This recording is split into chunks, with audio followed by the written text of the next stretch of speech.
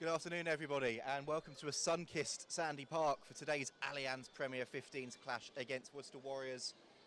There may be the small matter of England versus Wales later this afternoon, but this is where the action is first. My name's Harry Scott Munro, and I'm delighted to say I'm joined up here on the gantry today by Georgie Grimes. Georgie, great to have you with me. First time up here as well. I know you've been really looking forward to this game. Yeah, it's incredible to be involved in a game like this, to be commentating. Obviously, two wonderful teams will be taking the field today, so it's only a matter of time before that battle starts. Like I said, two wonderful teams. Both teams know each other well, already played each other in the Cup this season as well. Exeter have got the bragging rights overall on the head-to-head, but Worcester are a team fast improving, and they've run Saracens and Bristol really close in recent weeks. Yeah, definitely. Worcester are definitely one of those teams that you can't write off early in the game. You know, you've got to stick with it the whole time, because if you switch off that small moment, Worcester are one of those that will capitalise on that. So it's just got to stay focused and on the game.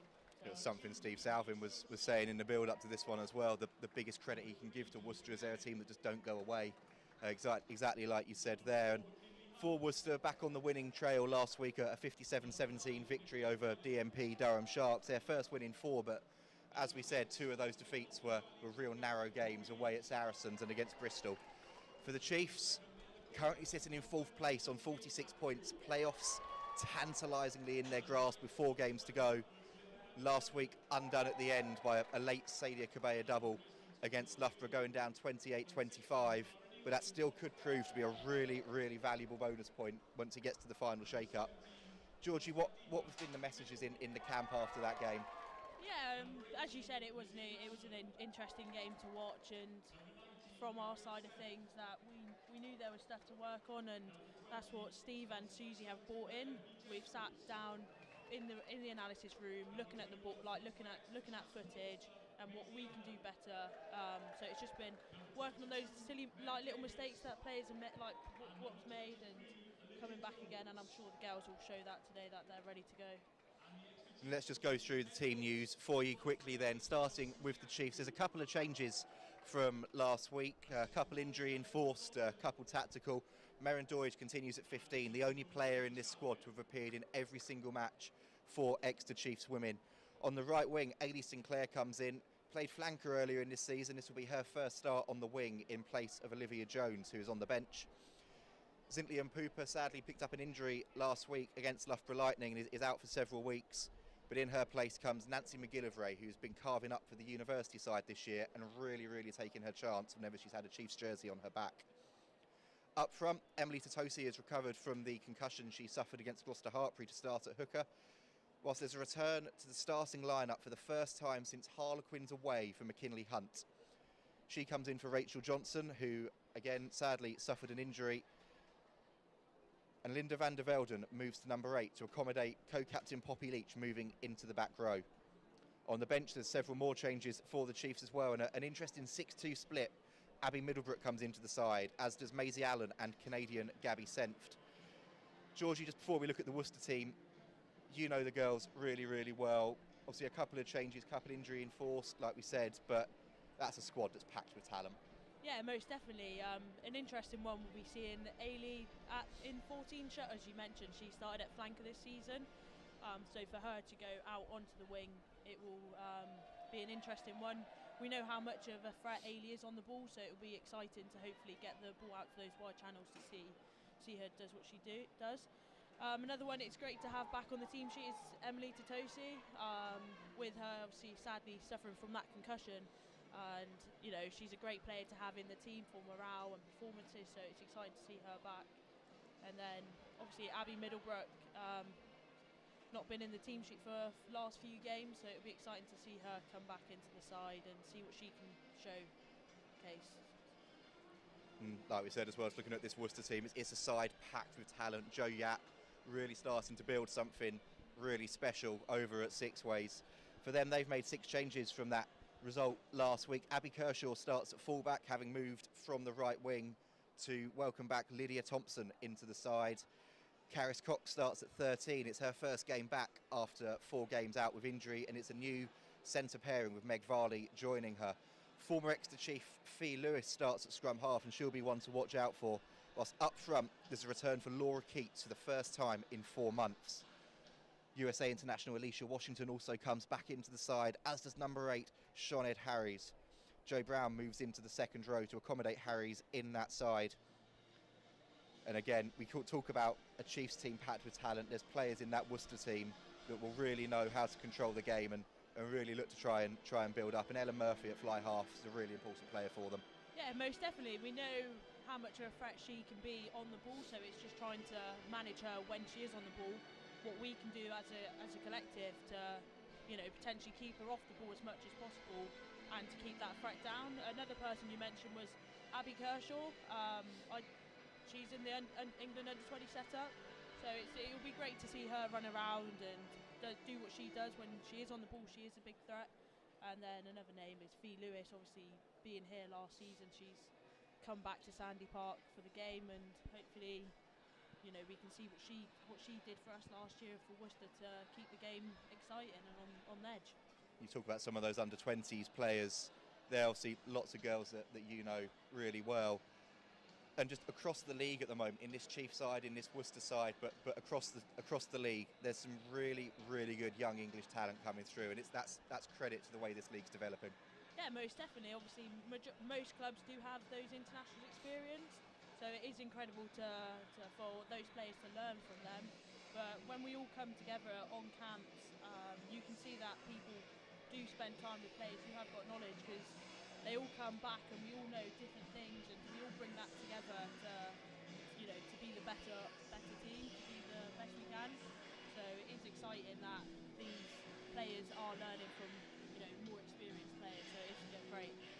It's one of those, well, talking about experienced players. Not here today, away with Spain, Patricia Garcia announcing her retirement from international rugby.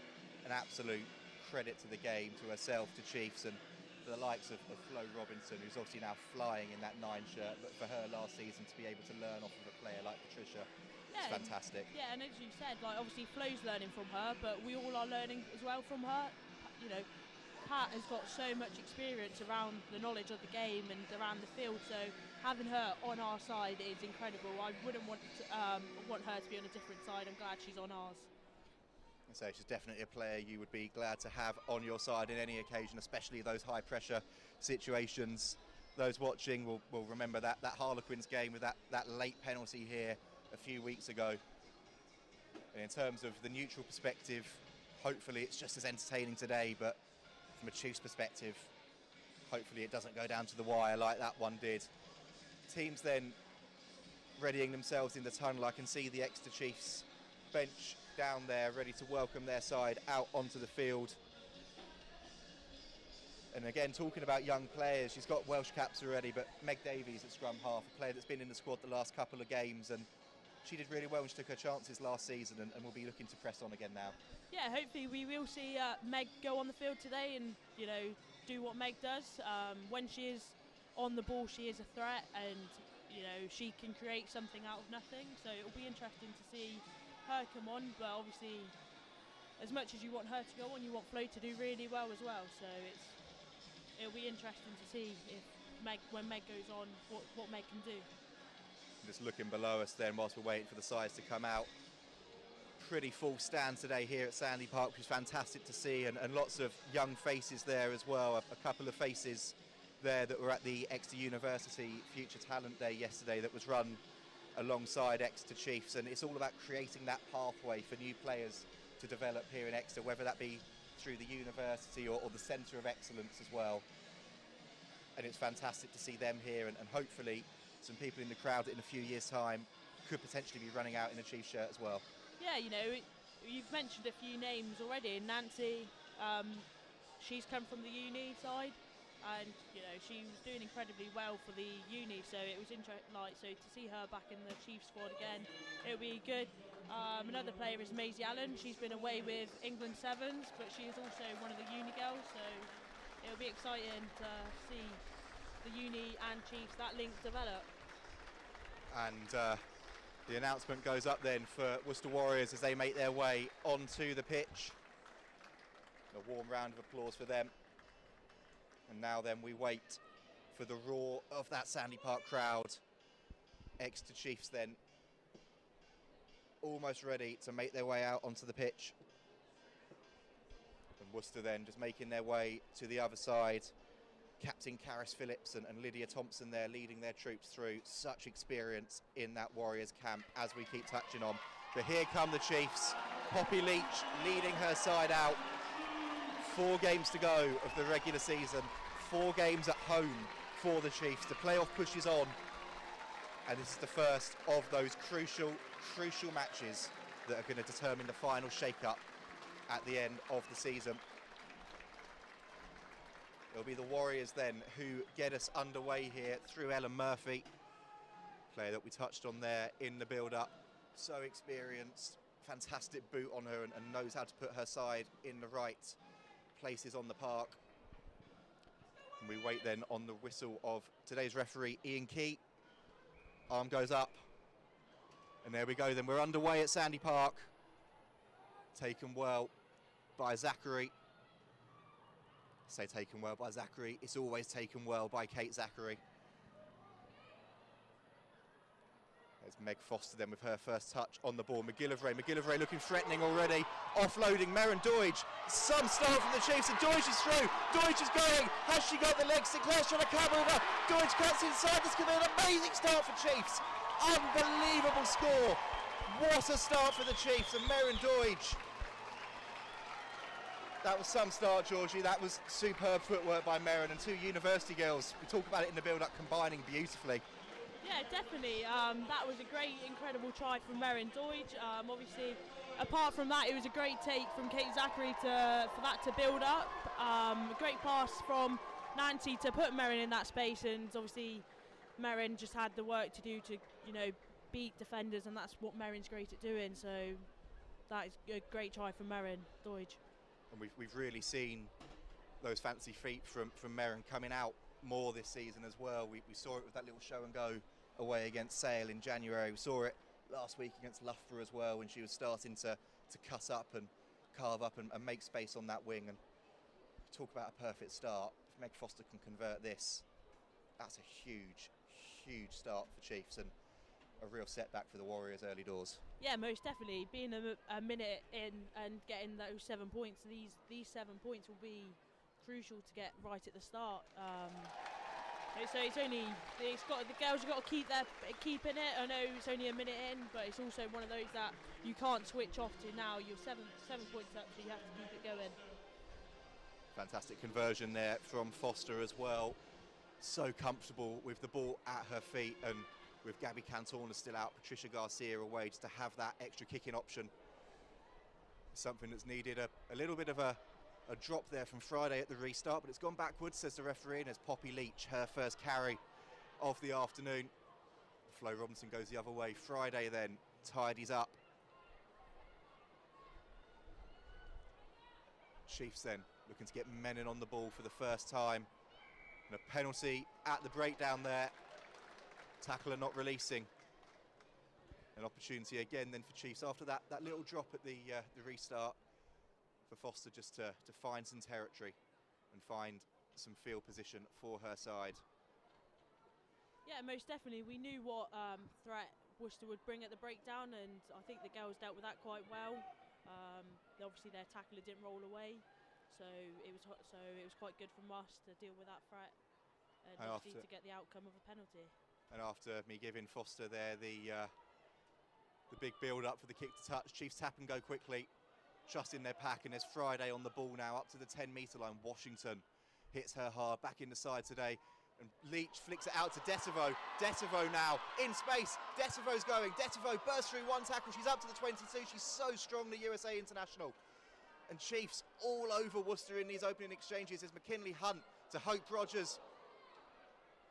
Rogers manages to hold on to the ball under pressure, and there's now Foster. It goes out the back. Kobayashi to Tosi, to Doidge, to Sinclair. We talked about her. What can she do? She cuts back in field. She bursts through. Taken well by the Worcester defender and Robinson. Back to Menin at first receiver. She carries hard. It's a penalty though for Worcester. Holding on the call from the referee. Yes, not probably the way you want it to go when you're in their 22. That you know the ball gets a penalty against you, but I'm sure the girls will bounce back from that and get going. Chiefs in these opening exchanges are really seeming to find some space on those outside channels. See Deutsch for that try, Desevo there, and then Sinclair when she had that little chance just then. Yeah, they're all presenting themselves as key threats, and that is something what we do.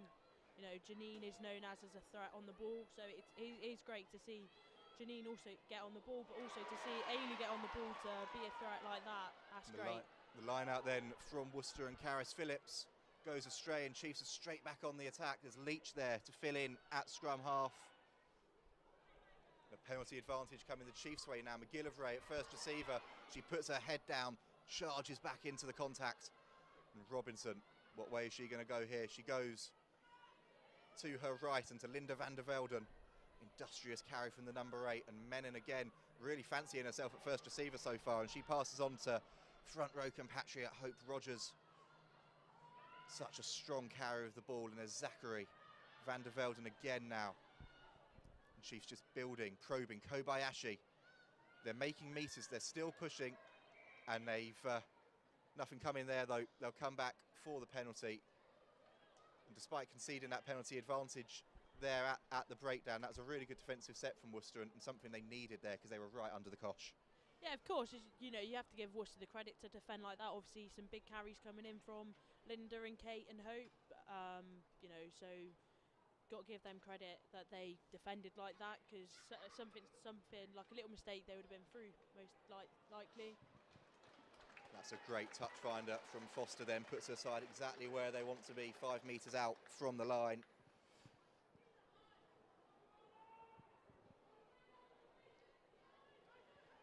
Tosi then back in the side for the first time in a couple of games. The call goes up, and it's Friday who takes it. And the Chiefs are rumbling, the Chiefs are trundling forwards. They're getting there, they're 1 metre out. They're over for a second try. And it's Emily Totosi on her comeback to the side. And that was about as perfect as it gets for a rolling maul. Yeah, it's definitely something we've been working on in training. You know, we believe that our mauls are quite a strong point for us, so to see something like that work so well and to get over the line is great. You know, Emily was never going to pass that backwards if any of the backs wanted it, because the maul was going and driving forward, and that's the only way it should be going. It's something you know well about that front row game and about that game in the pack. It's something that we see all Exeter teams are so strong at, the men's, the women's, both university sides. It's such a weapon here in the southwest. Yeah, most definitely. It's definitely one of those key things that we all associate ourselves with, and with them all, it's something that you've got to buy into, and I think that's what we all do, is that we all buy into it, and we know that if you put your head down, you will get the reward, and as we've seen, Emily did get the reward for that. Foster then will line up this conversion. That's another fine strike from the USA fly half. Just manages to creep over there on the angle. It's 14-0 to the Exeter Chiefs. And Worcester then, slightly shell-shocked from that start, now need to recover. They've not really had any possession, if we're being brutally honest. 2 entries into the 22 for Chiefs, 2 tries. That's taken well then at the restart.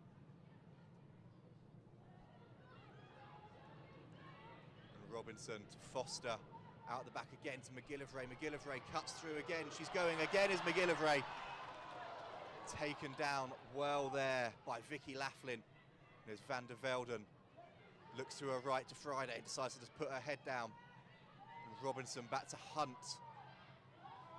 She's hauled to ground. And Leach then just tips it on. Van der Velden looking to carry, looking to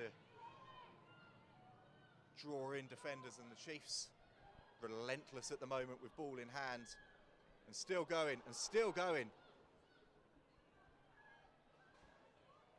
Robinson, it's almost intercepted there out to Kobayashi. It's an unfortunate knock-on from the Warriors as they were trying to intercept that, just a knock-on. And again then, perhaps slightly unfortunately from the Warriors' perspective, that was a fantastic attempt at getting a hand to ball there, but a scrum for Chiefs and another superb attacking opportunity. Yeah, most definitely. I think we got off quite lightly with that Worcester knock on. I think if they had that, if they ended up catching that, that would have been quite a dangerous point for Worcester, because when they are attacking, they're quite an exciting side. But hopefully we will get to see them attack as much as we will hopefully to see Chiefs carry on attacking and going over the white line. Talk about that Worcester attacking threat. Chiefs have done really well so far to not give them any ball at all. Lydia Thompson, Vicky Laughlin on those wings, absolutely rapid. Thompson, World Cup legend of course as well, and there's McGillivray now on the ball, carrying hard. Robinson then has to hurdle to get to the breakdown, but she does. Foster then to Kobayashi, and Kobayashi now is gone. Kobayashi, she draws George, she holds on to it, cuts back inside. Maren Doige is over for her second try. Exeter Chiefs, they're finding gaps at will here so far. Kaneko Kobayashi, a superb take under pressure. Worcester thought they had the intercept, just overplayed it, and then Doige juggled, held on to it. She's in for her second. Yeah, it's an incredible try for Maren. Maren has got hands like shovels, so it's incredible for her to catch that and go over the line again, obviously, but without overseeing Maren, you've got to give credit to Kaneko for that incredible pass and drawing the defenders in to allow Maren that space to go through. It was a fantastic pass from Kobayashi. Such a lovely character to have around the squad, so lovely off the field, hard as nails on it, and what an athlete and what a rugby player she is. Yeah, she definitely is an incredible person to have alongside us. As you said, she isn't like an athlete, like she is built different. So yeah, she's always smiling, so if you're ever having a bad day, you can always go up to her and she will definitely cheer you up without a doubt. Foster then lines this one up. Not quite this time from the fly half. Another good effort, but Exeter Chiefs are 19-0 up here after just 11 minutes of action.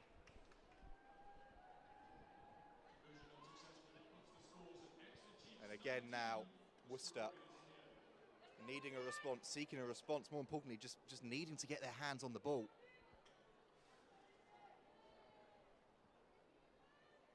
And you wonder what conversation is here. Just a couple of words to the referee from Caris Cox, is checking something at the breakdown. And Ellen Murphy then goes long, straight down the channel of Doige and Sinclair. It's McGillivray picks it up, and it's a penalty for Worcester. Accidentally offside there for the Chiefs, and disappointing outcome from the Chiefs not reading that restart, but that's just what Worcester needed. Yeah, most definitely. 5 metres out, it will be interesting to see what option Worcester go for, so it looks like they've opted for the line out, so it'll be interesting to see how we can defend this. No messing about there from Ellen Murphy. 12 minutes on the clock, but already you feel the fly half sensing that her side need to just get some momentum back and wrestle that back, and they've set them all up here. And let's see what they can do now. Some penalty advantage in at the side. The call from the referee. They're 3 metres out. They're building this slowly, but they're sucking in Chiefs defenders, and they're starting to work their way to the line now. Still fighting, still pushing.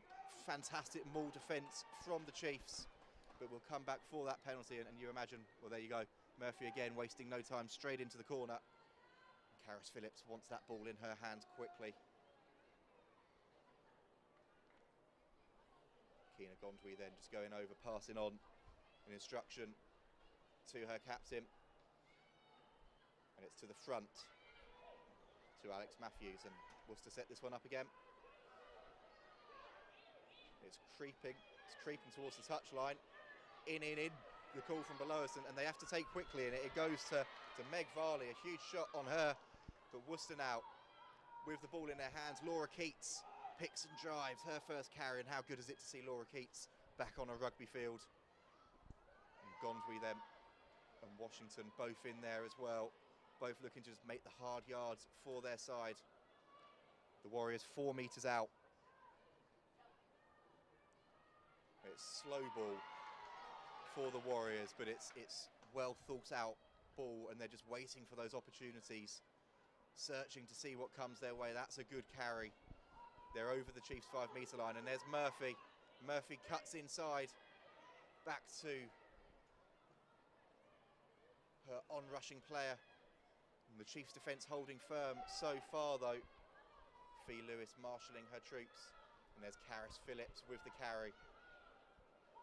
And Lewis again, calling for players in, calling for her pack to pick and go. Gondwy was readying herself, but another player's taken it and gone. The Warriors 2 metres out here. Chiefs defending well, defending hard. And Worcester, you sense, are just searching for that opening, searching for that opportunity. Is this the one now? A metre out.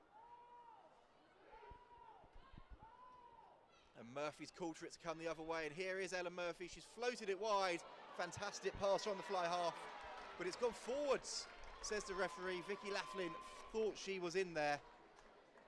Yeah, that'll be a tough take for Warriors. Obviously, you know, if that pass had gone backwards, they would have been through for their try. But credit to the Chiefs for that defence. You know, it's incredible to hold them out, a metre out, 5 metres out. So, you know, we know what threat Worcester can bring. It's whether we can, you know, counteract that threat and put it down as quick as we can. It was really good defence from Chiefs. It was nearly an inch perfect pass from Murphy out to Laughlin. But that Chiefs defence just stifling that Warriors attack. And any side, when a team is hustling you and harrying you like that, it's really, really difficult to keep that momentum and keep that energy. That's a good scrum from the Chiefs then. They're starting to rumble forwards. There's a little bit of a mess in there. And in the end, Zachary goes down the blind to Sinclair. She cuts back inside. And Hunt with the ball, with the carry. It's a penalty, though, for Worcester. And they will, no doubt, put this one back into the corner. You sense there for Chiefs, if they just controlled that one at the base just for a couple more seconds, the penalty could have been coming their way. But really good defence from Worcester at the breakdown and keeping that pressure on, and they point for the posts. But yeah, that is a bold choice to go for. But I suppose their line-out drive hasn't been that successful the last 2 times. So if you can get some points on the board, obviously that will be a bonus for them. But obviously, yeah, should be a good one. That's the thing that's really important as well. 19-0 down on the scoreboard, yes, but still 64, 65 minutes of this match to go. Just once you get into those positions, just taking the points, keeping the scoreboard ticking over for you. And to say after, like you said, Georgie, a couple of attempts there going to the corner, Worcester need to make sure they come away with something here, just for their mentality for the rest of the game. Yeah, definitely. They've been in the 22 for a good 5 minutes now, and you know, if they can come away with these 3 points, that'll be good for them. It's not to be, though, for the Warriors. It's gone wide from Murphy. A 22 dropout for the Chiefs.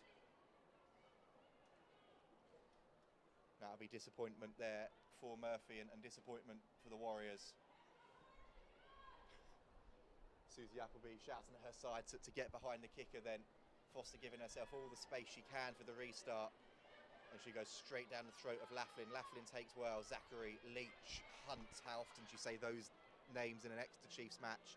All there to force her to ground. And there's Washington with the carry now. Fee Lewis then, quick ball. Murphy got to put that kick out of her system. And she does well. It's a lovely pass out there to Karis Cox. And the Warriors are building and looking. There's Gondwy now. Great carry from Gondwy. Ball of energy when she gets going. A slightly high pass from Fee Lewis, but it's tidied up well by Alex Matthews, it looks like down there, and a huge carry from her. Murphy then has to sort of steady herself to get the ball, and on to Karis Phillips. And Lewis to Murphy, a little chip through. Sinclair then gets the call, leaves it for Doidge, and Doidge is searching. She's off again. A good tackle on the fullback, and Leach then tidies up, does the hard work at the breakdown again. Van der Velden and Poppy Leach straight there again to then clear out that breakdown, and Meg Foster now. Nicola Friday, not said her name in a while in attack, hands back on the ball, and Foster again to Tosi rather, I should say. Robinson now then able to get herself back into position. There's Hunt. It's a good, strong carry from Hunt. Short side's being called. There's no one there at the moment. Tosi just takes it on herself.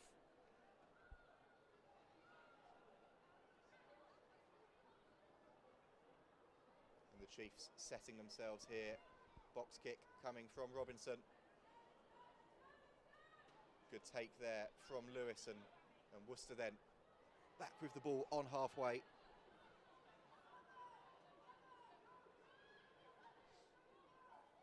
And there's opportunity, there's space. That's a beautiful pass there to Meg Varley. Matthews then takes it on again. Gondwy and Phillips get there in support. And there's Murphy. Looked like she was trying to find someone on her inside shoulder there, but it's worked out for the Warriors. And it's Lydia Thompson. And Lydia Thompson is in for the Warriors. They needed that score. And if you're going to look for any player to get you back into the game, it's Lydia Thompson. Yeah, most definitely. As you mentioned earlier, she is a speedster, so I'm sure Worcester will be looking to get her on the ball in space and let her do what she does best, which is going over the line and scoring a try. But you've also got to give credit to Ella Murphy for that little offload in the contact to put her in those spaces to send her through. For the Chiefs then, obviously defensively they'll be having those conversations now under the post about just making sure they protect the short side, and there'll probably a couple of players there who think they could have maybe got there a little bit quicker, but when you've got someone like Lydia Thompson cutting a gap at that angle, at that speed, it's so difficult to try and get there. Yeah, definitely. You know, the world-class players stop getting her down, so you know, if there is anyone you would see going over that whitewash for Worcester, it'd probably likely be her. You know, as she is incredible when she's got the ball in hand and a big threat. Murphy then adds the conversion, and Worcester then 19-7. They're on the board. They're back in the game. And after that rampant start from the Chiefs, it's been Worcester who've had the territory, had the possession for the last 10 or so minutes, and they've come back into this game. The Chiefs then for a slow, purposeful walk up to halfway. We were saying just a few minutes ago about Worcester needing to get their hands on the ball and get back into a bit of territory. It's Chiefs now who need to get that momentum back. Foster then steadying herself towards the main grandstand. It's a flat, looping restart, bounces through everybody, and it's tidied up there by Worcester. Straight down the channel though of Deutsch. You can hear the excitement in the crowd as she gets her hands on the ball, and Robinson then now out to Kobayashi. Kobayashi dummies, carries hard. Foster to Van der Velden. Breaks through that first tackle. Linda Van der Velden so strong when the legs get pumping. And there's Poppy Leach, Kobayashi, Menin and Hope Rogers. That's a fantastic tackle on the American. Kobayashi again at first receiver, and there's Deutsch, loops it over the top to Sinclair. Sinclair then pins her ears back, carries hard. Laughlin then fighting to get her to ground, and she does. The Chiefs are into the 22. Leach looks to tip, carries herself. Teammates there quickly, and Robinson in position. Goes back down the short side. Kate Zachary straight into Fee Lewis. Scrum half does well to pull her down. Alicia Washington has stayed down after that tackle on Leach. She's back up on her feet now though, which is good to see. But initially receiving a little bit of treatment, but sees where Chiefs are and straight back into that defensive line. Chiefs then with a penalty advantage coming now. Foster spins it out. There's Desevo. She can't hold on to the ball, but it is a penalty for Exeter. Tackler not releasing. And after the success of that first drive, you'd expect that Foster's just going to pump this one straight into the corner. Yeah, definitely. I'm sure the forwards will be saying to her, we need to go find that touch line so we can get going again and get that momentum back. But a great passage of play from Chiefs in their 22. So it's exciting to see this game go on. It's really good as well it's a good touch finder there from Foster. It's really good as well to see the pack back in themselves and see the whole squad back in themselves, to see Ailey Sinclair there pinning her ears back, her first game on the wing, and she's done really well so far. Yeah, definitely. Ailey's one of those versatile players you can have within the forwards pack and in the back line, so we know what threat she is as a forward, and we know what she can do as a winger, so it's just a matter of time that we'll see her keep going onwards. I said Washington got herself back into that defensive line. She did remarkably well to get there, but there is time off now. Just a little bit of treatment for the USA Eagle. Yeah, I'm sure both teams will be quite happy with a little bit of a breather, although it's been obviously teams going over the try line, but it's obviously been constant and it's been a physical battle so far. So like you said, it's been constant and it's been relentless so far here. And like you said, I don't know about you, I'm quite glad of a breather for 30 seconds myself, so I can only imagine what the girls are feeling like down on the field. These sorts of moments where a player's receiving a bit of treatment, you know they're going to be up and back into the action like Washington is now. You can see all those Chiefs girls there just going into their little groups, half backs together, back three together, packed together. And those moments for those messages are just crucial. Yeah, definitely. It's obviously everyone making sure we're all on the same page on what we're going to do and how we're going to do it. So that is probably the bonus of, like, taking that break so we can regather ourselves and go from there. Let's see then what the Chiefs can do from this line out. They're about 10 metres out. It's Tosi then to throw in. Friday takes well, and Hunt has her hands on the ball, and it's worked back to Tosi, and Chiefs are going. There's a penalty advantage coming, and they're still going. They're still motoring. They're 3 metres out. They're 2 metres out. They're in search of that bonus point try. Have they got there? Not quite. Unbelievable defence at the end from Worcester. Chiefs then, they're over now though. We'll get a confirmation of that scorer for you as soon as we see it. It's McKinley Hunt. Yeah. First game back for her, scoring tries for fun last season and back into the thick of that try-scoring action now. Yeah, definitely. McKinley's one of those exciting players you always want to have the ball. When she is on the ball, she is a big threat and she is a key player for us to be on that ball, so it's great to see her go over the try line for that. As well as, it's great for McKinley, it's also great from the forward pack. Obviously they were about 7 metres out, and to drive that over was incredible to see. I'm sure Steve and Dunk will be happy about that. You talk about Steve and Duncan there, Steve Salvin, assistant coach, and Duncan McNaughton, scrummaging coach. They've been such huge assets this season for this Chiefs side as well, and for Susie Appleby. She's an incredibly experienced, incredibly knowledgeable coach herself, but just having those three great rugby minds around the setup is huge. Yeah, definitely. Having Duncan focused on the scrums, it allows us to work and get those fine details down, and then Steve's taken the line outs and the D side of things, so having Steve take the line outs, it kind of lets us all work on what our specific things are. And Susie, as you mentioned, she is a great coach, so letting her take the attack and put people on the ball that she wants on the the threats on the ball, it's incredible and it's great to see. I have to say, I feel like I've done McKinley Hunt a little bit of a disservice there. That's a huge moment for her. Her first game back starting. Obviously, she's been off the bench in recent weeks, and to crash over for that try, it's going to mean the world to her and mean the world to her squad as well. Chiefs then back on the attack straight away from the restart, and there's McGillivray. Carries hard, and Robinson to Foster. Flat pass to Kate Zachary. Pumps the legs. Taken down eventually. And Friday to Tosi there to help her teammate, and there's McGillivray in those bright orange boots, and it's Hunt again. Hunt bursts free, Hunt's going, Laughlin gets back, hauls her to ground. She's got the wind at her tail now as McKinley Hunt, and Robinson gets it out to Ailey Sinclair. She cuts back inside, she's up to the 22, been a bundle of energy, and Detereau picks, Detereau goes! Winger to winger, incredible read of the play by Janine Detereau. 27 minutes on the clock and the Chiefs are rampant. Yeah, definitely. It was great to see, Janine obviously should be on the other wing, but she's obviously off her wing to play.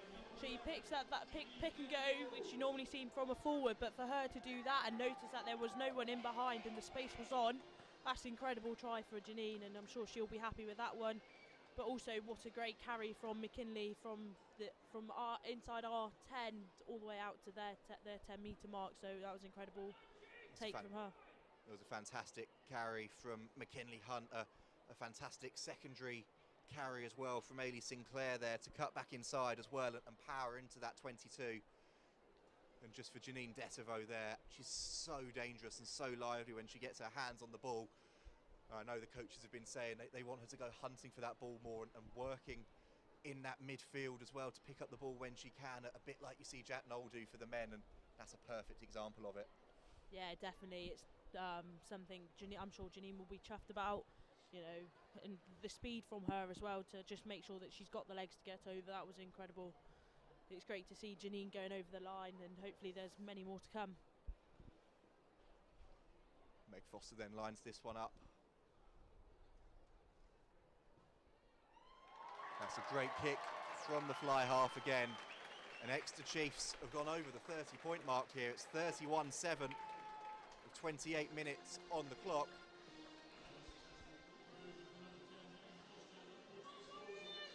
And Worcester came back into the match with that try. But the Chiefs have been relentless ever since.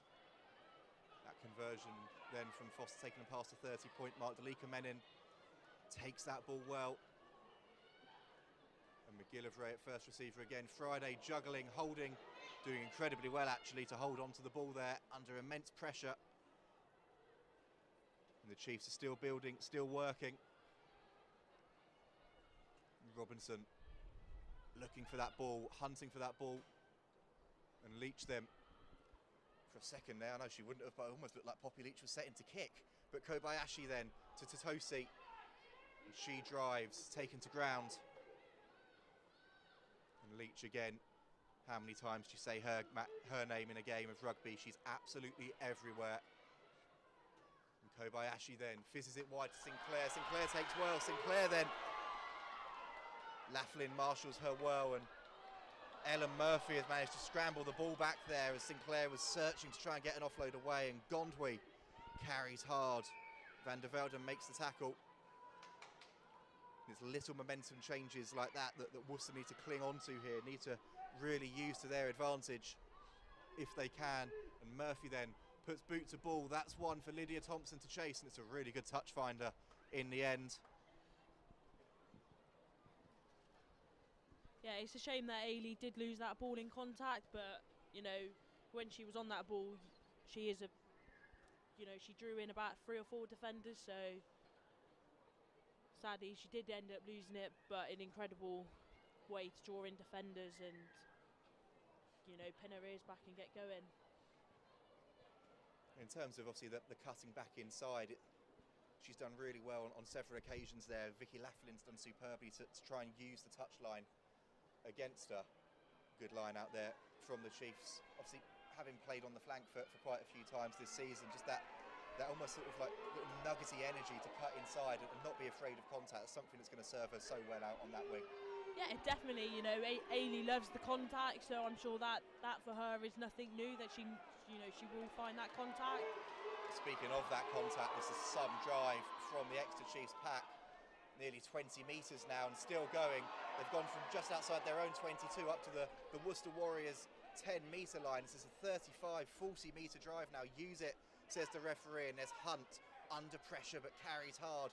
And Robinson is there quickly. And Van der Velden charges through. One woman wrecking ball at times when she gets going. And there's Foster out the back to McGillivray. There was a dangerous moment there. Worcester almost got their hands to the ball, but McGillivray did well, and Leach tips it onto Hunt. Penalty advantage coming the way of the Chiefs as well, and Foster spins it to Kobayashi. Kobayashi steps inside of Gondwy and up to the 22 now. Another strong carry, another strong tackle from Worcester, and it's Desevo there to Leach again. Puts her head down, drives hard, draws in those defenders. Robinson then searching for that ball, and she's found it. Foster got the penalty advantage. It's a little chip over the top for Sinclair to chase. Good idea. Goodly, I apologise, it's atrocious English. Really well read there by Vicky Laughlin. And Worcester then going to make 2 changes below us, it looks like, already. And here they are, number 18 and number 23. That's Carmen Tremeling and Kat McNamee, who are coming on. And it's Laura Keats and Abby Kershaw who are making their way off. neither player looks injured below me. You do wonder with Laura Keats, her first game back, if this was just about making sure she got some minutes under her belt. Yeah, as you said, hopefully it is nothing and it is just for managed minutes that they have to be on for. But I'm sure Worcester will be glad that they've got Laura Keats back into the squad and playing again. Such a powerful player, and that's a good take there from Poppy Leach under threat from that line out, and we've seen how well this Chiefs maul has worked so far today. It started motoring there. Worcester managed to regather and do really well. There was Alex Callender that got herself in there, disrupted that drive because that was motoring again.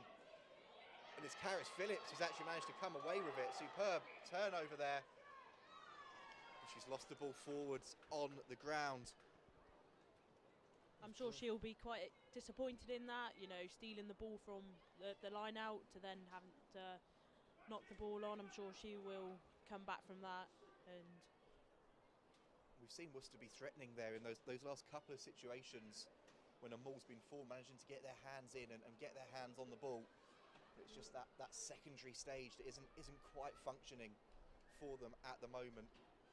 No, definitely they are disturbing the maul. You got to give them credit for that. They are definitely disturbing it.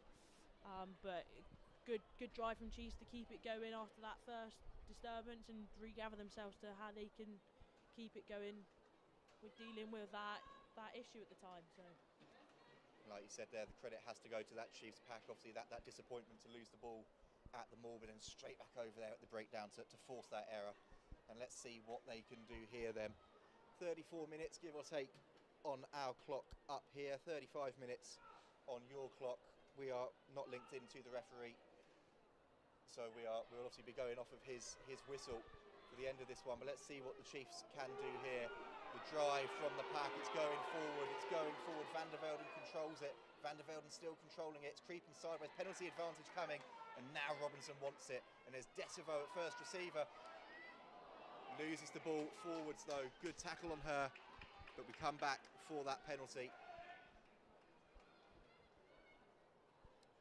And again, no doubt in the mind of Meg Foster. She's calling for the ball. She wants to put this one into touch. And she does just that.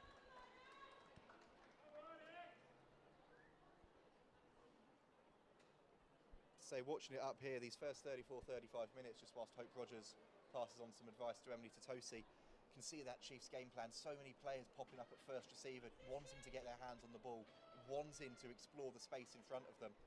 Let's see what happens here at the line out. Taken well by Zachary. Hunt has her hands on the ball. It's worked its way back. Totosi now has it. And Chiefs are 2 metres out, 1 metre out, and they're over again. It's a 6th try for the Chiefs. yeah, lovely try from Emily Totosi. Again, as you know, as we've mentioned, the forward pack is that maul when it's driving, it is driving. You know, Worcester are getting their disturbance in, but at that point, Chiefs came away with a point, so that is great. You know, Meg Foster rushed straight over to put the ball into touch because she knows she has the backing of the forwards to go over that line. And when your pack is performing as it has been so far in this half for the Chiefs, why wouldn't you want to put that one into the corner every single time? And Emily Totosi obviously would have been frustrated to have missed the Loughborough game with that head knock, but she's come right back into it here, and she's going to be thrilled to have got over the try line. Foster then, it's another difficult conversion for the fly half.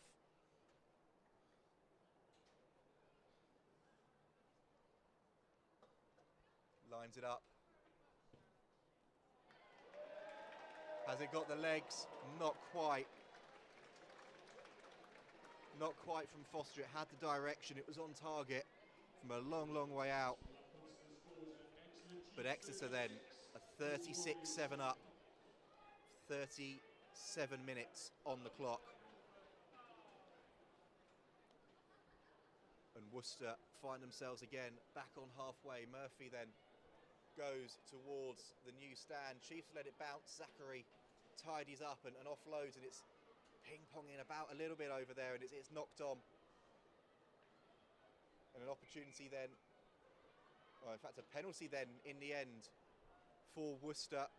Another accidental offside. There's been a couple of those now for the Chiefs, and they're errors that they don't need to make. No, yeah, definitely, especially not in that area of the park. I'm sure,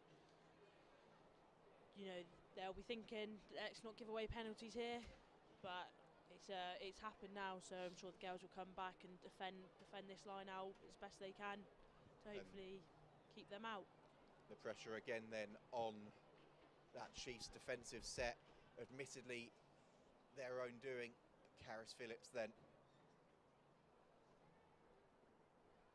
seasoned campaigner, knows her way to the try line herself, does Karis Phillips. But that one's not gone to plan for Worcester, and Robinson tidies up. It's been carried back though under pressure, and that's not the worst outcome for Worcester Warriors then. They'll have a scrum 5 metres out. Unfortunate for Robinson there, having to deal with that ball flapping about, but an opportunity again then for Worcester at the second time of asking.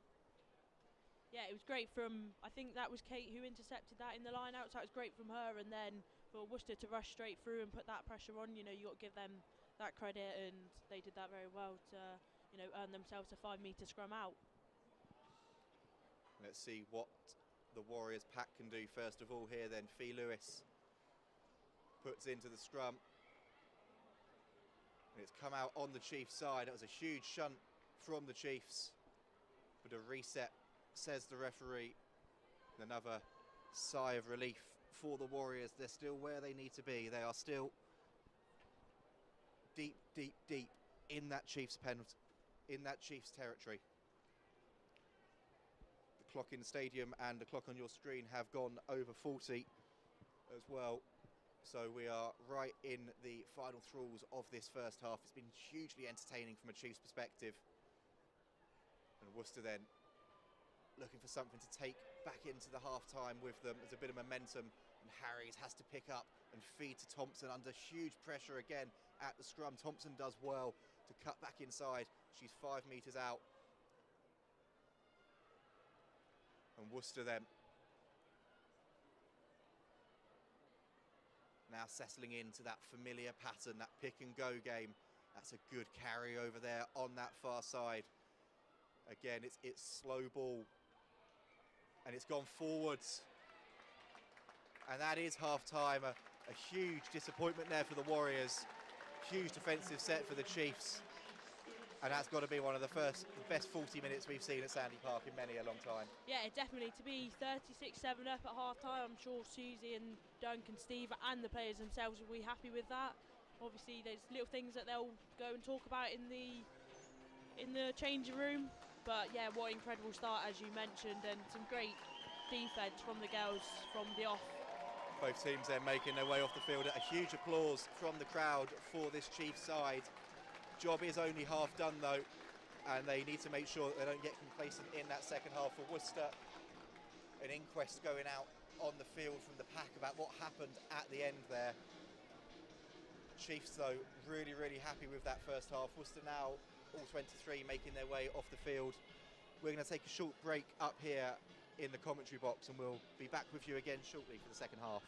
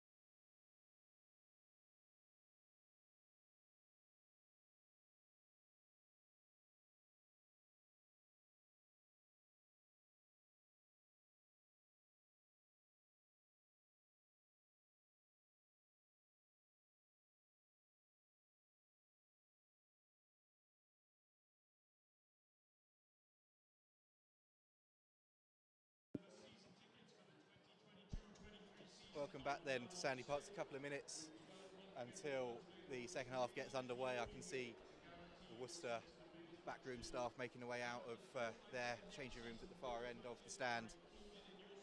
Today, as I touched on before the game, including this one today, 4 huge home fixtures for the Exeter Chiefs women to round off the Allianz Premier 15 season. Next week at home against DMP Durham Sharks, and then 2 huge clashes to round off the season. Firstly against Saracens, and then secondly West Country rivals Bristol. If you want to support the Exeter Chiefs women, you want to support rugby in Exeter, make sure you get yourself to Sandy Park. Tickets are available online for the DMP game next week, and the tickets for the Saracens and Bristol games will be online shortly. If you're watching here on the live stream, it's fantastic to have you with us on the stream. It'd be even better, if possible, to have you in the crowd as well. And the crowd that are below me today are being treated to an absolute feast of rugby from this Exeter Chiefs team.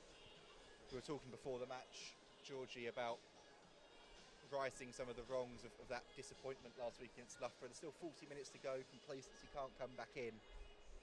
But that was 40 minutes from Chiefs there that certainly righted those wrongs and certainly put their stamp back on things. Yeah, definitely. You can't fault their effort in it.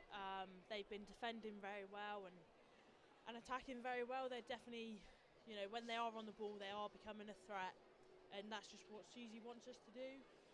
So it's great to see them putting that into action. Obviously, those little mistakes we made last weekend, it was a tough loss to take, so close to the end, to lose by so little points. But yeah, it's an incredible show today, and they're showing us what they can do. And if you are keeping up to date with all things Allianz Premier 15s and you want to know the scores, or if you don't want to know the scores I should say, then put me on mute for the next 30 seconds. Full time between Loughborough and Gloucester Hartpury, 19 all. A thrilling game there. And Wasps are currently 27-0 up away at Sale Sharks at half time. Worcester Warriors now then beginning to make their way back out onto the field from the far end.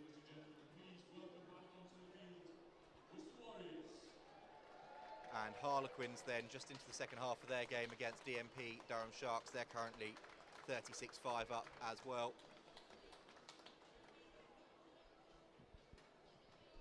Worcester then, this is a big 40 minutes for them as well actually, in terms of the rest of the season. That the playoffs may be slightly out of reach for them, but in terms of building and looking ahead to the end of the season and ending with a flourish to carry themselves into next year. It's 40 minutes now where they just need to get their hands on the ball. Yeah, definitely. You know, Worcester have been one of those sides that you have seen develop over the season, and it has been an exciting journey to watch. So you got to give them credit for that. But yeah, so I'm sure they'll want to finish their season on a high and see how high they can get up into the table. Fingers crossed. And here comes that Exeter Chiefs team below us then. No changes for either side as far as we can see, other than those two in the first half for the Warriors. And Meg Foster then will get us back underway here at Sandy Park.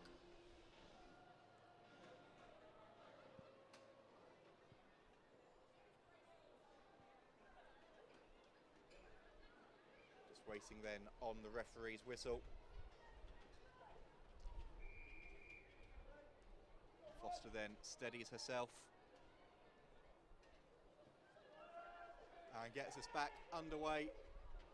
It's gone over the head there of the Worcester player, but it's tidied up well and they burst through. Good tackle there by the Chiefs, and Worcester then setting themselves up early doors for a box kick here. Up it goes. It's gone straight out for the Warriors. It's not the start they needed.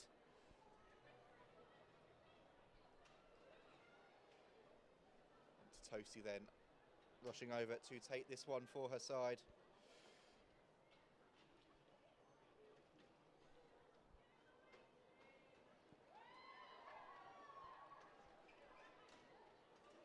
line out then is solid, as you would expect from the Chiefs, and they're straight back into that driving structure, but it's been spilt forwards. That's a good outcome there for the Warriors. Disappointment for Chiefs. After that rampant, rapid start early in the first half, Merendoij racing over just under a minute on the clock. This is what Worcester needed at the start of this half. An opportunity to get their hands on the ball, get the momentum, get the possession, and build themselves in the Chiefs' territory.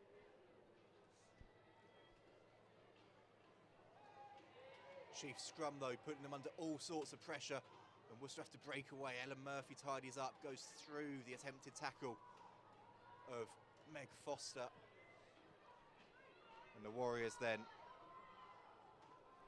carrying hard, looking for momentum, looking for pressure.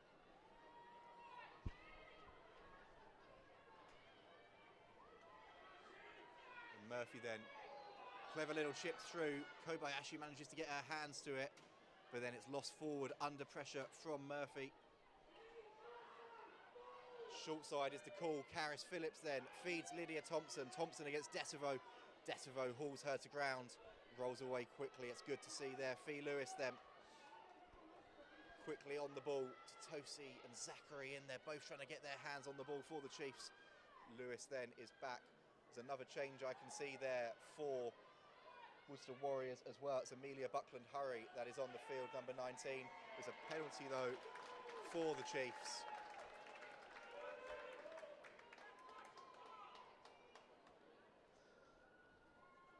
And Robinson's taken quickly, wants to keep the pressure going, wants to keep the pressure up, and she feeds Menin. Menin cuts back inside, up to the 22. Robinson again there quickly. Leach at first receiver. Feeds the ball on. Van der Velden up to the 22, just inside the 22 now. And Robinson, she's had a call on the far side. Menin, beautiful offload to Tosi. Chiefs are now just 15 metres out, and there is space there. Fed wide. Hope Rogers in the corner. Powerful drive from the prop. Is she over? Is she over? The referee has called time off. He's going to have a check here with the assistant referee. It was so well worked from the Chiefs. It was a huge drive from Hope Rogers, but has she been able to ground it? No, says the referee. I'm sure Hope Rogers will be quite disappointed with that. You know, when she is on the ball, she is such a big ball carrier. So, you know, to have not made the touch, you know, she would be a bit upset about that. But I'm sure she'll bounce back and show more what she can do. Just on Hope then, as we see Ellen Murphy find touch from the goal line drop out. Came in just after Christmas. Obviously, world-class player. Everyone knew all about those world-class abilities just from watching her, but a world-class player to have around the group as well. She's such a bundle of energy and laughs. Yeah, definitely. You know, Hope is definitely one of those that, like, as like I said about Kaneko, she's definitely one of those. If you need cheering up, she will be one of them. Not only is she a monster on the pitch, she's also a monster off the field in the gym. You know, if you want to see someone lift some big weights, that would be the person you'll look for. That one didn't quite work out for the Chiefs. Zachary couldn't quite hold the ball, but it went backwards, and Chiefs almost managed to get their way over the line now. And Zachary, it looks like, is there again. Has she managed to get down over the line? Yes, she has, says the referee. A little bit of a pause there and a check on his whistle. But the Chiefs are over. And it's Kate Zachary who has gone over for the Chiefs. She's in red-hot try-scoring form at the moment, is the co-captain in the USA Eagle. And Exeter Chiefs then up to 41. Yeah, great take from Delika off that slip up in the line out to get Chiefs on the front foot to carry it so close to the line. And one thing that, you know, if you do think of Kate, you know, she will score that close to the line. So it was a great pick from her to, you know, put herself over the line and put us on the front foot again. I think now that's 5 tries in the last 2.5 games for Kate Zachary. Really finding her try-scoring form. Yes, most definitely. She is one of those that will, you know, if you give her the space, she will take that, and the opportunity that she gets given, she will definitely take it. And we're quite grateful that she's on our side scoring these tries for us.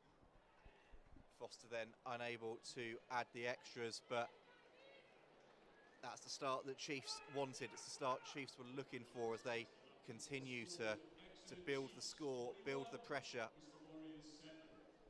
And like you said there, Georgie, Kate Zachary, that close to the line, nobody's stopping her. Ellen Murphy gets us back underway. Zachary again then with her hands on the ball, hauled to ground by Lydia Thompson. There's space now on this short side after that tackle from Thompson, and Detivo cuts back inside, brushes off the attentions of Sinead Harries, and Robinson to Leach and Foster. It's on for the Chiefs if they use it. Menin takes it herself. Good tackle there by Worcester, just stopped that in its tracks a little bit there for the Chiefs, and it's all gone a little bit loose, all gone a little bit fumbly, and a knock on after that slightly loose pass from Robinson. Chiefs maybe just guilty of getting a little bit too excited there, but you saw the threat again of Janine Detivo once she gets the ball in hand, just how powerful she is. Yeah, she is a Southern Belle.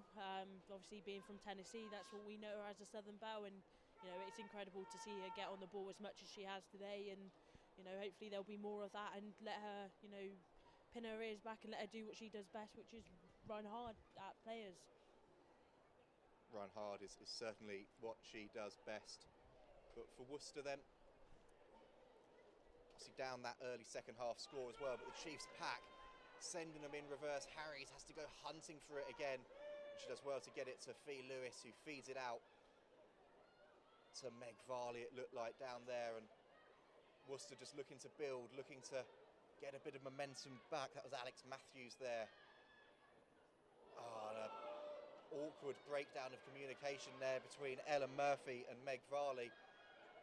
Both ran into each other. Chiefs looked to strip that ball and then lose it again, and now Worcester have come away with it. There is space. That's Buckland Hurry. Good carry from her, Kobayashi, taking her to ground.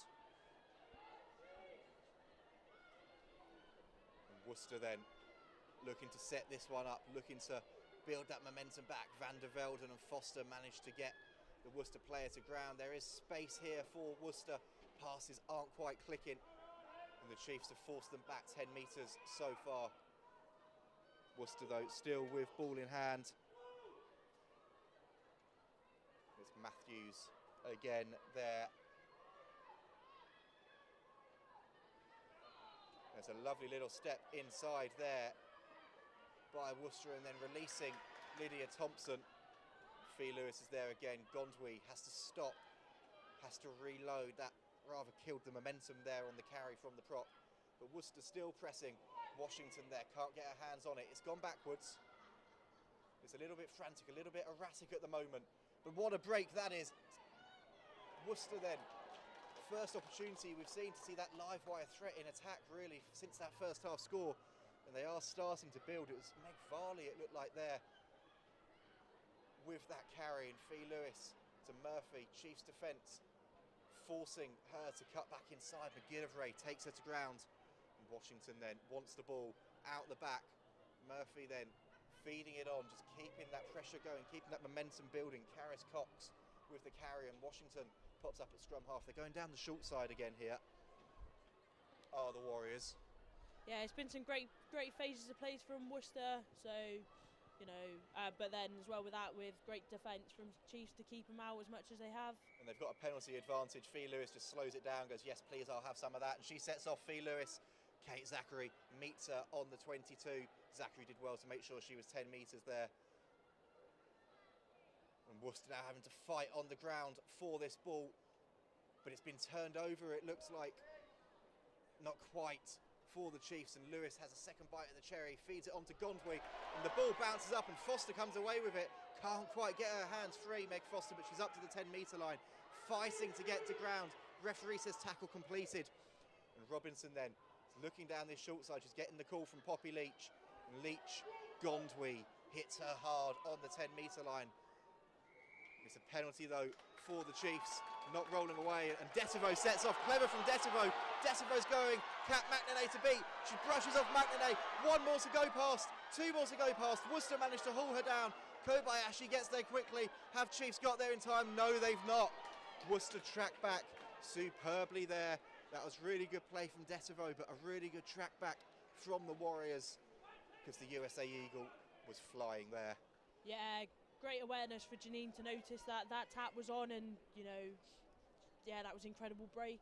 But Worcester to defend that, like, you know, it is credit to them. Lydia Thompson, you know, to make that tackle and to get over the ball and, you know, win themselves a penalty. I'm sure they'll all be happy with that.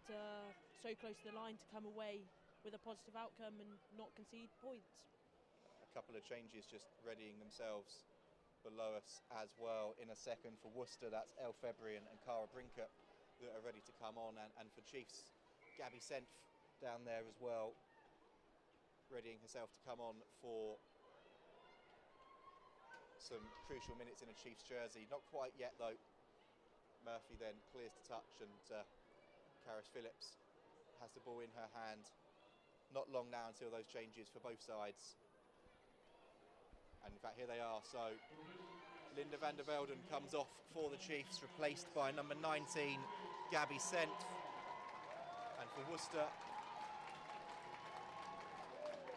not quite yet. They've been slowed down as they look to run onto the field and make those changes. But that's been a great shift from van der Velden today for the Chiefs. We've really seen that power game from her. In fact, here come the subs now for Worcester. It's a third as well. Minori Yamamoto coming on to the field. So Karis Phillips comes off. Ellen Murphy comes off. And the first job for El Febri will be to throw in to this line out.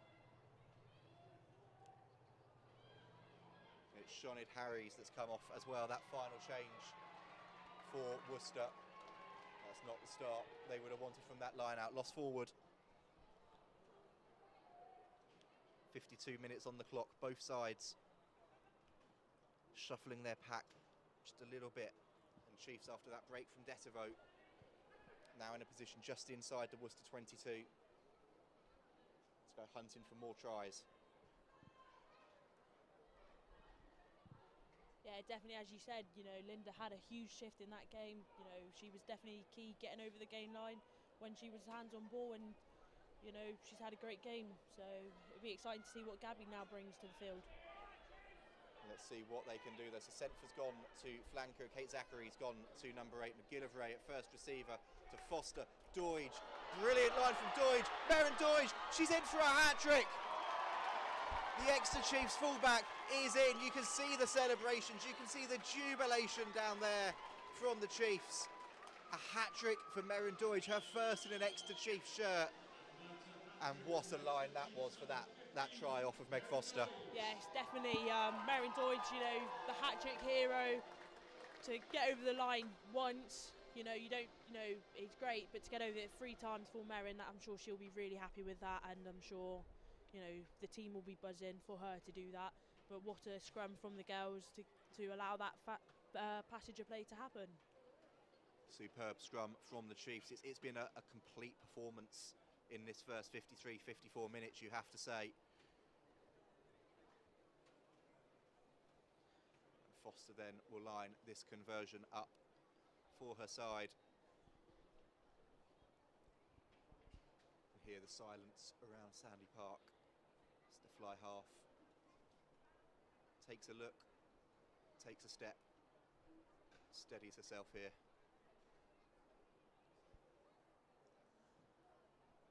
Another challenging kick on the angle.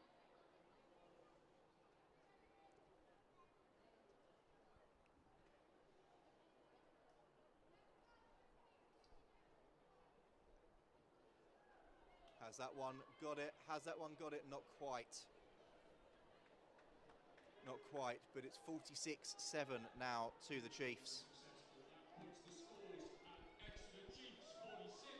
I'm sure Susie and the rest of the coaching staff and the players, you know, will be happy with their score so far.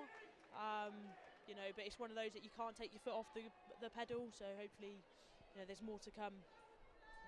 Hopefully more to come for sure. Yamamoto then, Japanese international fly half, booming boot on her. It's picked up by Meg Foster, equally big boot, and that's gone sailing over the head of Fee Lewis. She's had to scamper back, take it at the second attempt on the bounce. And Kobayashi then is there to make the tackle. And Lewis then gets her hands on the ball. February, her first carry of note in the game since she came onto the field. Yamamoto again then pulling the strings. It's a huge hit in midfield there from McKinley Hunt. Yamamoto again cuts inside, has a look.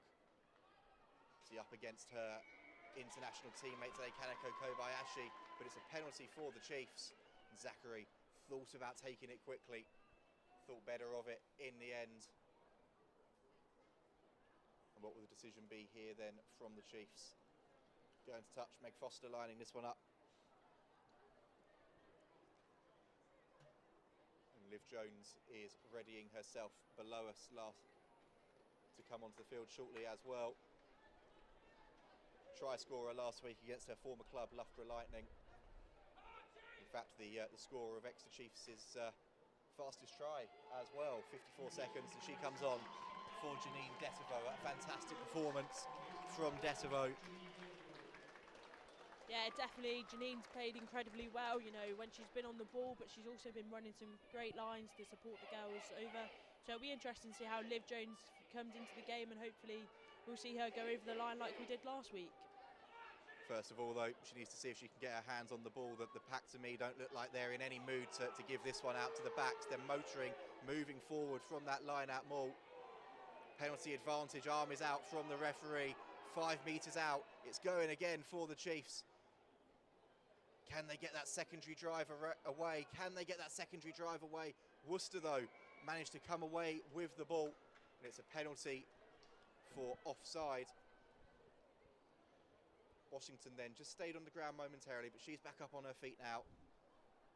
And Foster put this one straight back into touch.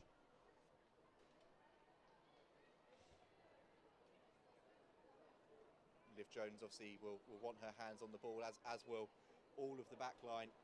But should this line out go to hand, you suspect that the pack have got no intention of giving this one up again. No, yeah, definitely. The forwards won't want to pass that back. The way that scrum's going forward, why would you want to pass it back? So it's exciting to see, you know, this more build and see what they can do. And that's stage one done for the Chiefs. And it's rolling again, it's rocking again, it's getting closer to the line. In that far corner, referee having a look, and it's another try for the Chiefs. Liv Jones runs over the only player left out on this far side to applaud her team. The Chiefs are past 50 points. Yeah, another great try from the forward pack. You know, they are really proving themselves that our maul is a weapon, and, you know, them getting over the line as much as they have today is incredible. And obviously that's another try for Emily, you know, that's her hat-trick, so... Huge for Emily Totosi as well, a hat-trick for her. Sam, good thing that you spotted that it was Emily at the bottom there, Georgie. I was squinting like no one's business to be able to see over there. And as Meg Foster lines up this conversion, Meg Davies onto the field as well. It's she's been in the squad this season, but it's her first appearance. She's on for Flo Robinson, another really industrious live wire shift at scrum half from Flo. Yes, definitely. You know, I think they are like for like with them with their playing styles. You know, Flo, as you said, is a live wire, but so is Meg. So to see Meg come back on the field, you know, she had an injury towards the end of last season, what put her out for the start. So it is exciting to see her back on the pitch, and I wish her all the best for the game. And the Chiefs then are past the 50-point mark. And Yamamoto will get this one back underway. I tell you what, that was some conversion as well from Meg Foster to take that up to 53 for the Chiefs. It's taken well from the restart by Dalika Menin. Meg Davies then gets her hands on the ball for the first time. McGillivray at first receiver. Kobayashi's seen space and she's got it out to Foster and Hope Rogers. And there's space here for Chiefs. There's danger for Worcester. Liv Jones, Yamamoto there to stop her in her tracks. But Rogers to Leach, tips it on to Totosi. She's now hungry for more tries. And that pass then doesn't quite link. And Worcester have come away with it. And after that initial threat, after that initial danger, Gondwy now has the ball.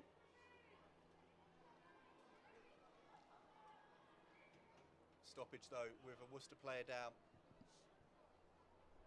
Time off, says the referee, and just a slight pause in the game now, and a chance again, we said it in the first half, but a chance for everyone to catch their breath really. Yeah, definitely. I'm sure both teams will be happy with that, to catch their breaths back. You know, since that whistle blew for the second half, it's been going and going. And there's a sub for the Chiefs as well. Ebony Jeffries on for McKinley Hunt. That will see Poppy Leach go into the second row, into the engine room. There's been a really good comeback there from Hunt. She will be really, really happy with that. Her first start back in a Chiefs shirt. An opportunity for Jeffries as well to show what she can do now. Yeah, definitely. McKinley has had a very good game. You know, just like Linda, getting over the gain line, being basically dominant in everything she does, in her tackling and running hard. Obviously now we got Ebony on the field, so you know we all know what she can do. So it'll be exciting to see her do that. So Ebony Jeffries, arguably one of the players of the season for the Chiefs. She's been amazing whenever she's managed to get her hands on the ball, but not just in her hands on the ball. That Loughborough game here earlier in the season, Susie Appleby afterwards waxing lyrical about her defensive performance as well. She puts in some shift every single time she's on the field. Yeah, definitely. Ebony's one of those players that you know you would expect to be on the team sheet week in, week out. She is incredible. Even when she's not on the ball, you can see she's still becoming a threat. There's another change for the Chiefs as well. Clara Nielsen makes her way onto the field, and Emily Totosi, first game back after that head knock and a hat-trick. Perfect from the line out as well. Huge ovation from the crowd for her. She's going to be proud with that work effort today. Yeah, definitely. You know, you cannot fault Emily's work rate today. You know, coming back from her concussion, you know, it's incredible. But you know, for Clara to come on, it's going to be exciting to see if she can, you know, hopefully match Emily with that hat trick and see how that goes. So not exactly a bad player to bring on, is it, in Clara Nielsen? No, she's full of experience, you know, being capped for England. So, you know, you take one international off, you're bringing another one on. And that's the joy that Susie Appleby and Steve Salvin and Duncan McNaughton have at the moment when they're selecting these sides. Yes, there may be players out with some injuries. Yes, there may be players away on international duty.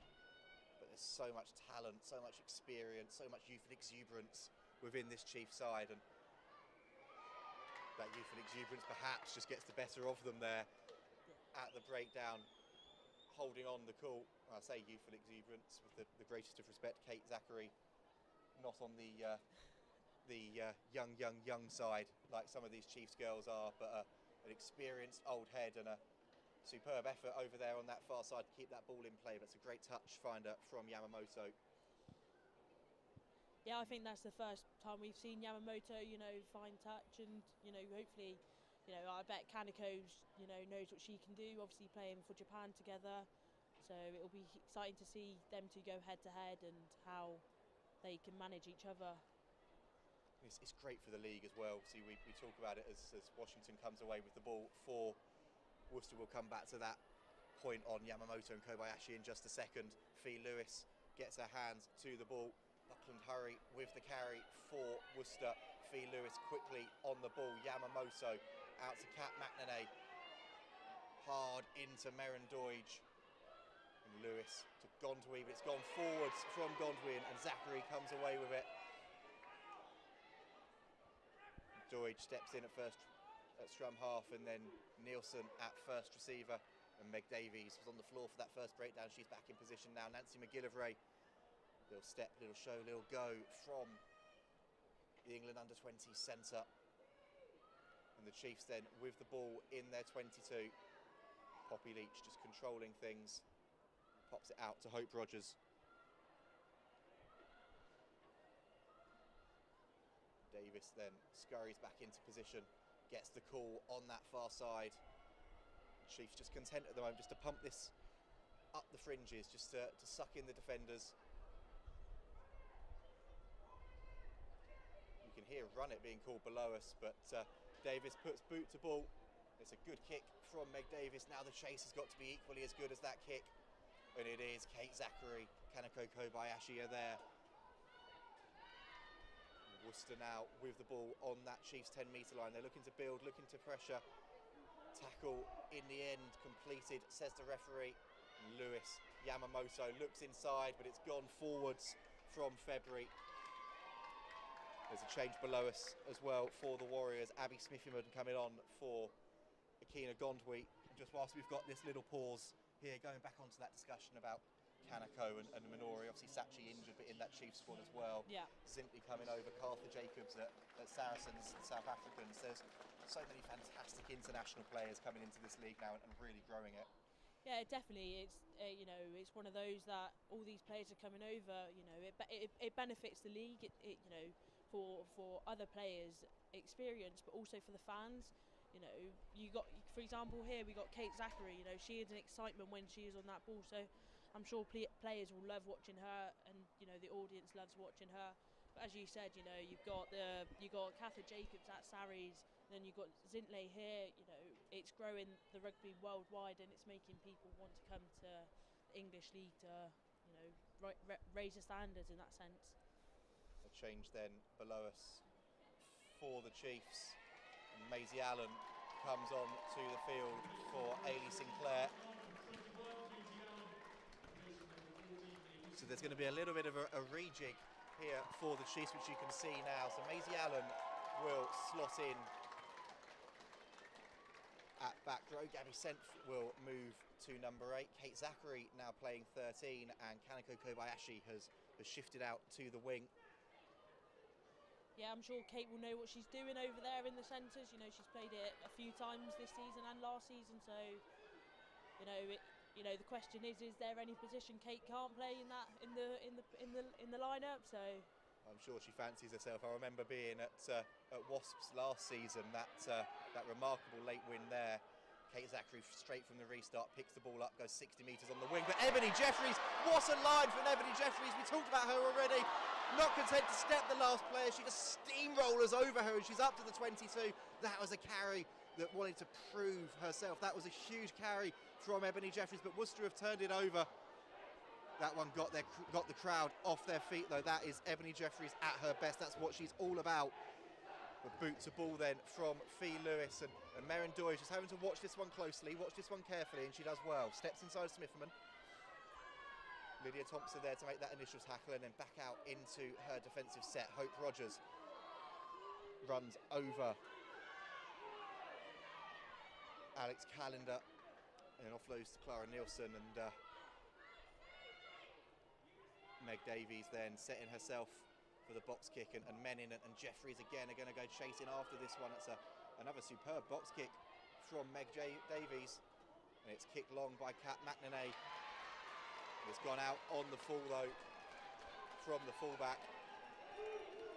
Yeah, it's going back to Ebony's breakthrough. That was a great awareness to notice the space was there and great run through. But I think Worcester, got off that quite lightly for Chiefs not to come away with any points. But great turnover for Worcester, and to have a line out for Chiefs just outside the 22. I'm sure we all know what they're likely to do. With their mauls being so strong, it'll be interesting to see if they maul it or they'll play it now. Time off here again with Alicia Washington needing a little bit more treatment below her. She's been in the walls today, but she's been all over the park for her side, trying her best, doing everything she can around the breakdown. An experienced campaigner, as we touched on. For the Chiefs, you look at it there, you look at that first carry off the base from Maisie Allen, that huge run from Ebony Jeffries, and then that kick from Meg Davies to put that pressure on as well. Young players in this squad coming through. I say, obviously Ebony is young, but she's been here since the start, got bags of appearances to her name already, and it's all about building that future, and you can really build your team around players of that calibre.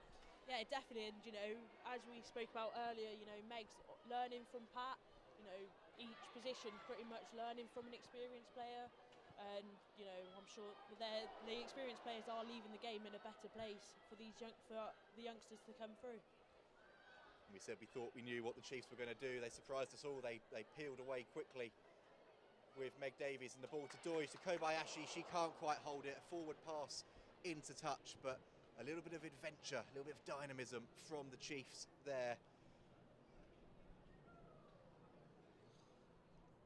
Doige will probably be a little bit disappointed with that pass, but it's great to see the Chiefs looking excited, looking to put the pressure on.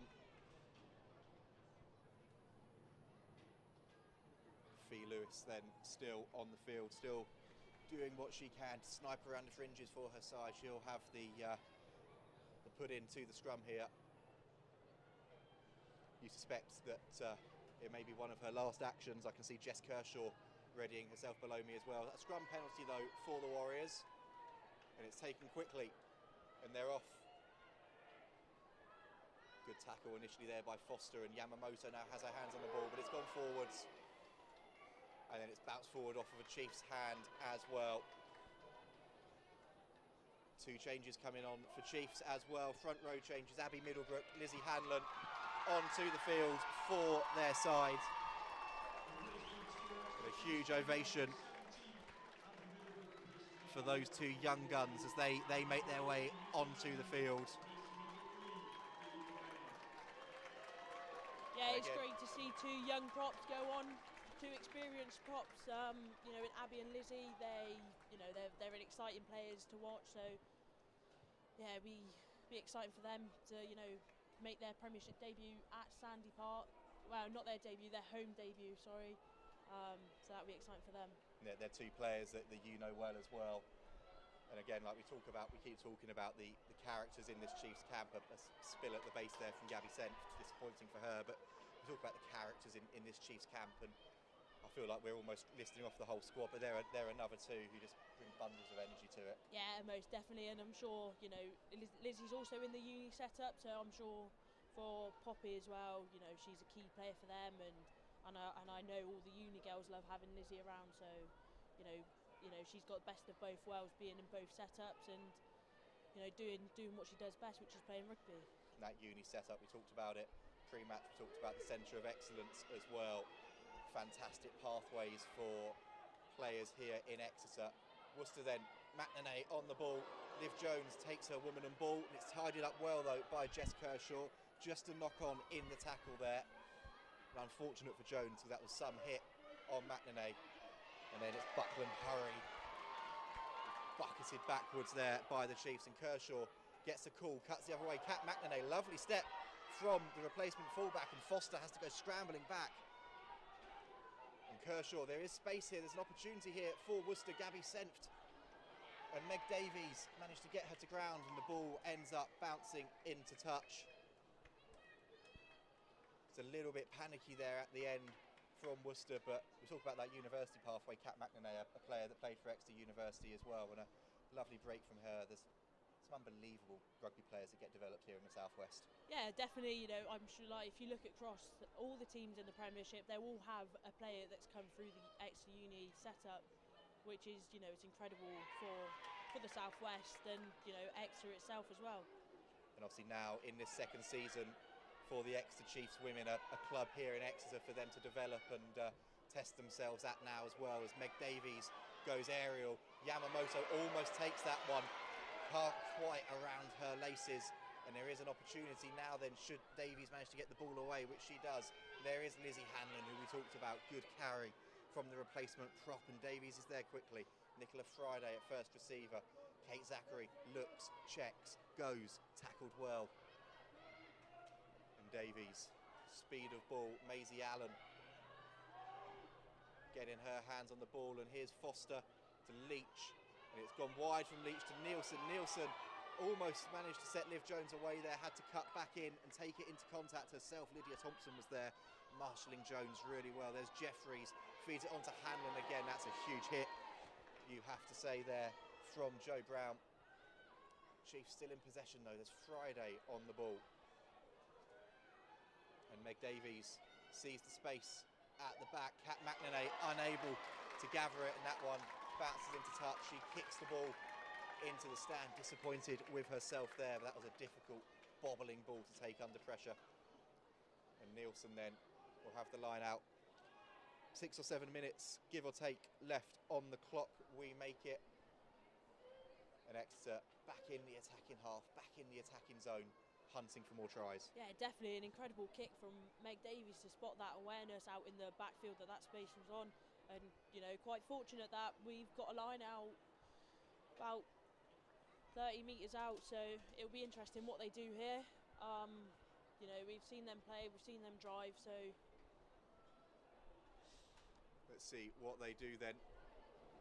It's not quite worked out again though, but it's gone backwards, and Chiefs have managed to tidy it up well. There's Senft, carries hard into contact, and there is space now if they want to use it. McGillivray out the back, Foster to Doidge, Doidge to Jones. Jones taken player and ball, but does really well to hold on to it. Under pressure again from Lydia Thompson. Poppy Leach tip onto Ebony Jeffries. Jeffries half gap, hauled down, but you can hear that's got the crowd off their feet again. Jeffries added so much since she's come on, and there is space now. McGillivray, Kobayashi has the speed, she's into the 22. McGillivray cuts back inside, she's hauled down. There's danger here for Worcester. And Exeter then look the other way. Poppy Leach carries, drives. They're 15 metres out now from the line, this Chiefs side. Friday into contact, good hit again on her. Worcester have aligned really well, you have to say. McGillivray looks at that hard line, looks to draw in the defenders. And Zachary cuts, goes herself, steps. And through the middle go the Chiefs.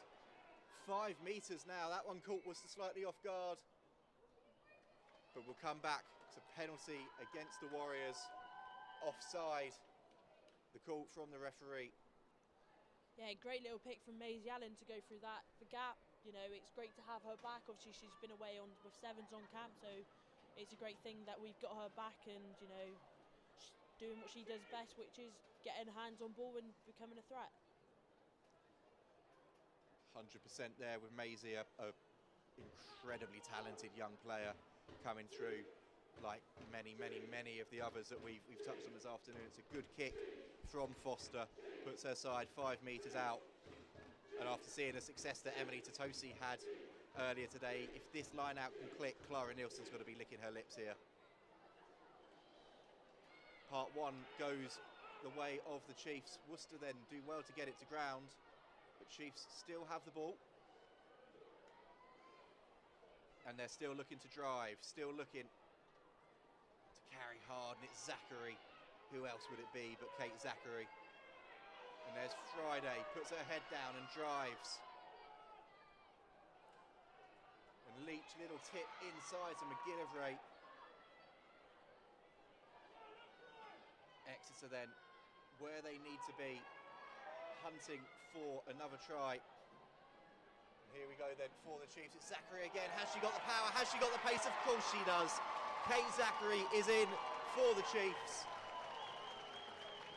There's not long left on the clock, but Chiefs finishing this one just how they started it, and that 80-minute performance that they've been searching for so long, that's something that Susie Appleby is going to be thrilled with. Yeah, you know, it's definitely shown that we've put our little mistakes from last week to bed, and, you know, to go over again for Kate Zachary, I'm sure she's going to be happy with that. But you know, the phases of play before that, the tips from Poppy Leach, the tips from Abby Middlebrook to put these players, you know, over the gain line to then draw defenders in to allow Kate to go over. You know, it's incredible. And you talk about those players there, Poppy Leach, Abby Middlebrook, the handling skills, the execution skills within this Exeter Chiefs side, whether you're playing in the front row, the back row, or the back line, so adept at coming up and popping up whenever they're needed in that attacking structure for the side. Yeah, definitely. You know, they're putting themselves in those positions that they can, you know, hopefully, you know, do what they can do. You know, if their carry isn't on but the space is on elsewhere, you know, they're happy to shift it out to get that. And Meg Foster then takes the score up to 60 points for the Chiefs. Just a couple of minutes left here.